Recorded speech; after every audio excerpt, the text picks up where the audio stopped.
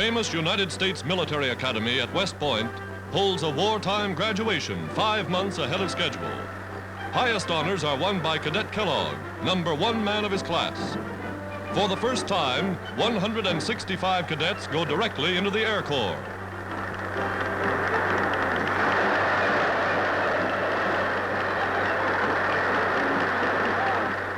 Last man of the 409 to graduate receives the traditional burst of applause that goes with his diploma and commission as second lieutenant. Because of rain, the graduating parade is held in the historic courtyard. Finishing 4 years' work in 3.5, they're eager and ready for service.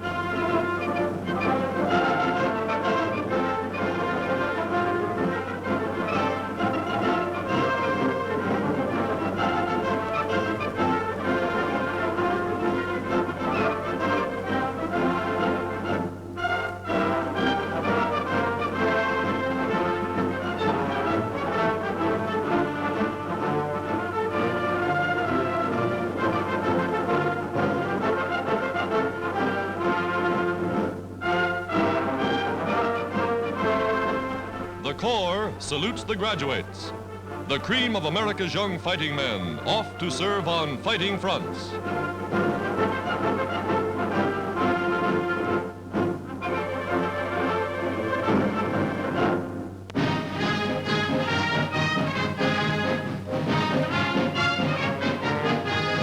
The First Lady of the United States comes to sponsor the new aircraft carrier, Yorktown, now ready to replace the gallant ship lost in the Battle of Midway.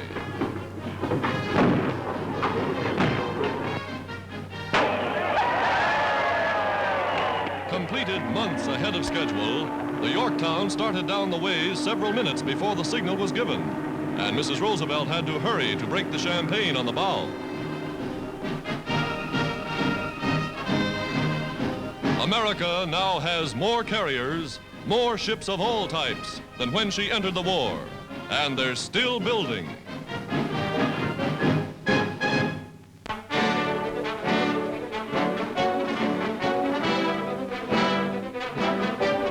Tossing 250-pound logs aloft, teams of United States Army artillerymen toughen up for the day when they'll soon be in actual combat overseas.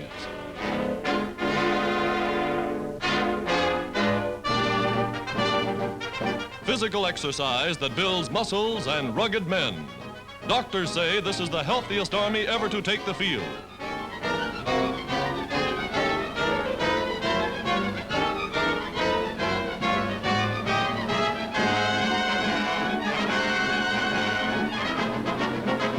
Rehearsing final invasion tactics before the real thing, they learn every trick of the dreaded commandos, and a few new ideas besides.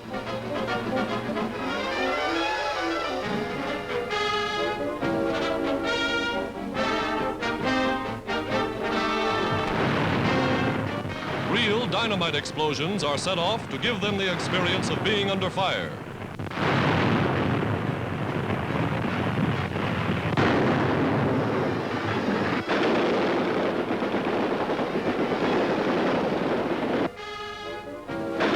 Machine guns spatter real bullets just above their heads. Soon these tough soldiers will be fighting the United Nations battles against the Axis.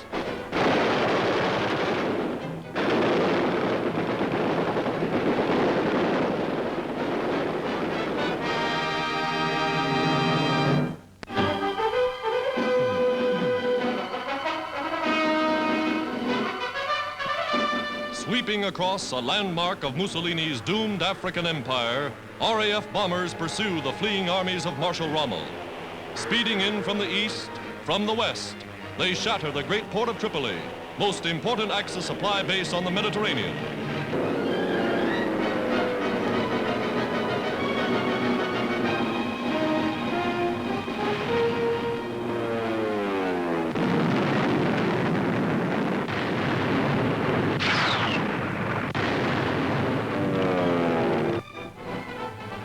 General Montgomery, commanding the British 8th Army, hoists a flag of the RAF over a captured German airfield on the road to Tripoli.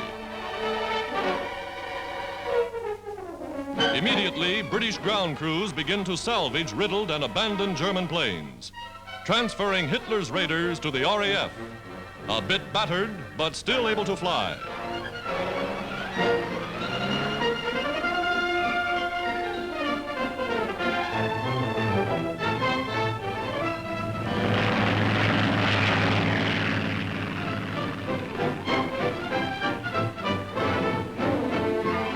Going ahead of the victorious British Army, courageous sappers with electromagnetic detectors listen for landmines left by the retreating Nazis.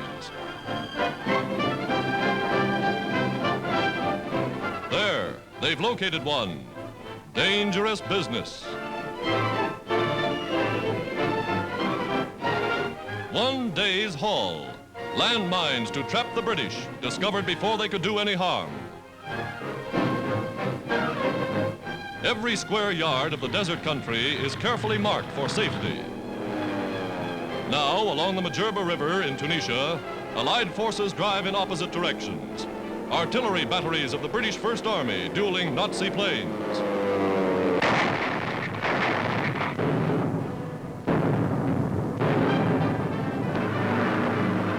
Dive bombers attack, and Allied ships speed in to intercept.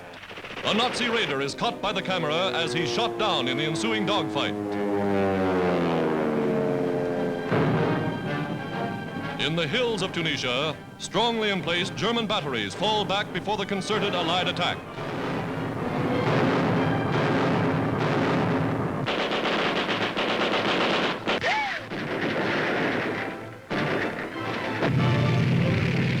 Now, American-built trucks and tanks move up, all a part of the Allied plan to rout the Axis from Africa.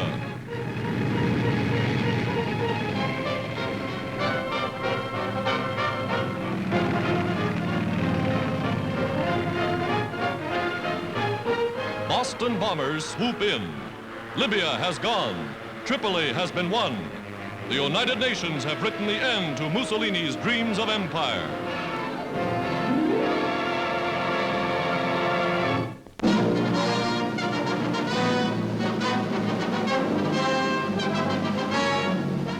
Years ago in Ottawa, Canada, these men brought forth a plan that was to prove a decisive factor in winning the war. The idea, send young men from all parts of the empire to Canada for Air Force training. And from Britain, from New Zealand, from Australia, from the plains and farms and cities of Canada, young men flocked to join the RCAF. Canada became the empire's reservoir for trained airmen.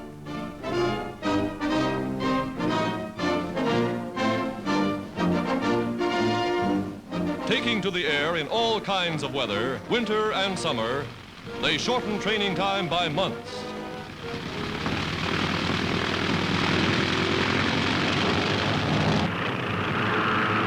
Today, 150 training centers are strung from coast to coast. More than 2,000 buildings, settlements larger than 100 towns, busy training men. The first to graduate remain to teach others. Starting with 3,500 officers and men, the plan now employs nearly 100,000 instructors in all phases of ground and air operations.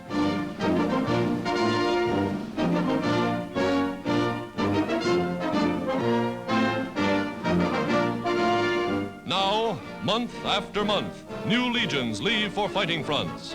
Pilots, observers, gunners, bombardiers. How many have gone overseas is a military secret. But the Nazis know that Canadian-trained airmen have turned the tide against them.